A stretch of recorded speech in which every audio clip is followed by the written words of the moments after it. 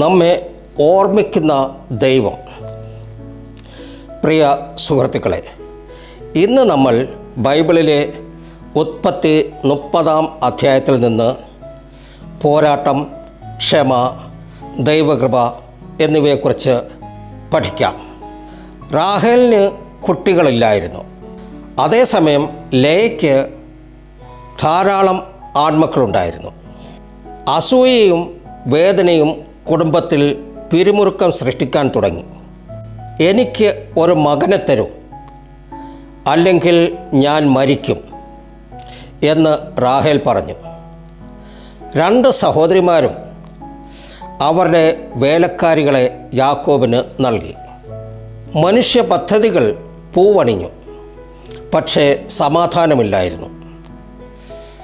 Bible പറയുന്നു, ദൈവം റാഹേലിനെ ഓർത്തു, അവളുടെ വാക്കുകൾ കേട്ടു. അവൾ ഒരു മകനെ പ്രസവിച്ചു, യോസഫ്.